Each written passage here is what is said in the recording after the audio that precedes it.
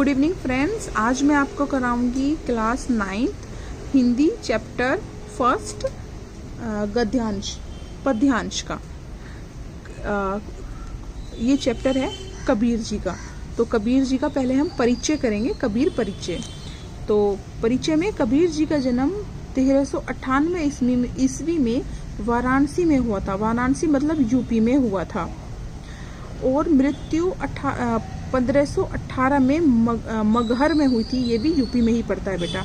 उनके बारे में अनेक किंवदंतियां मिलती हैं। उन्हें नीरू और नीमा नामक जुलाहा दंपत्ति ने पाला पोसा था। वो उनको कहाँ पे मिले थे? एक नदी किनारे मिले थे। कबीर पढ़े लिखे नहीं थे, किंतु उनका ज्ञान और अनुभव अपार था। वो पढ़े लिखे नहीं थे, लेकिन उनके अंदर जो ज्ञान था वो अपार था। कबीर के समय भारतीय समाज में अनेक अंधविश्वास और धार्मिक आडंबर व्याप्त थे। हिंदू मुस्लिम के विश्वासों और मान्यताओं में विषमता बढ़ रही थी। समाज कठिन परिवर्तन के दौर से गुजर रहा था।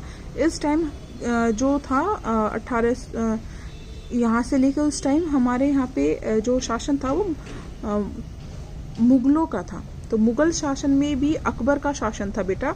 तो उस अकबर के शासन काल में ही ये कबीर हिंदू एक कवि रहे हैं। ठीक है बेटा।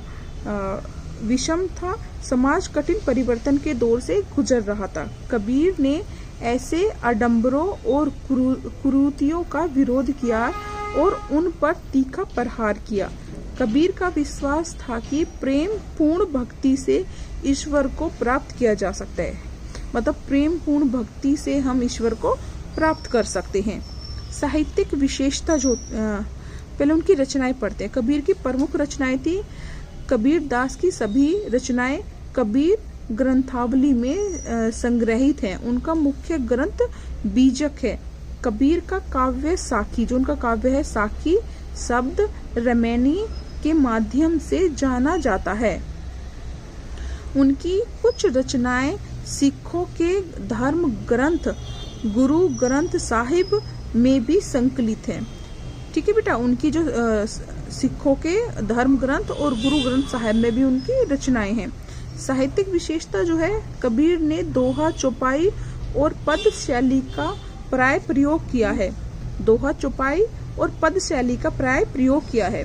साखियों की भाषा राजस्थानी या पंजाबी मिश्रित हिंदी है।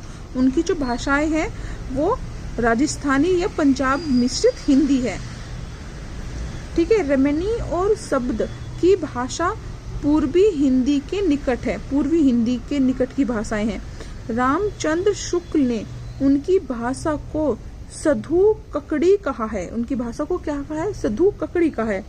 कबीर की भाषा में उनके स्वभाव से फक्कड़पन, उनकी स्वभाव से क्या? फक्कड़पन, मस्त मोलापन, साफ गोई और निर्भीकता के दर्शन होते हैं। एक फक्कड़पन होता है, मतलब जो इंसान मन में होता है वही चीज बोल देता है, मतलब कि साफ बोलने वाला। तो फक्कड़पन और मस्त मोला मतलब कि कोई टेंशन ना लेने वाला इंसान, फ्री माइंड रहने वाला। और साफ गोई मतलब उनकी जो वाणी थी बिल्कुल साफ गोई, मतलब वो साफ बोलते थे। और निर्ममता के दर्शन होते हैं उनकी भाषा में। उनके जो उनका जो चरित्र चित्रण है वही चरित्र चित्रण उनकी बुकों में उनकी साफ दिखाई देता है। अब उनकी भाषा शैली, कबीर दास ने सामान्य बोलचाल की भाषा को अपनाया है। संस्कृत के तत्सम तद्भव शब्दों के साथ अनेक स्थानीय बोलियों के शब्द उनकी भाषाओं में सहज रूप से आ गए हैं। ये तत्सम और तद्भव होता है। तत्सम मतलब संस्कृत और तत्सम से तद्भव मतलब संस्कृत से जो परिवर्तित किए गए हैं हिंदी के शब्द।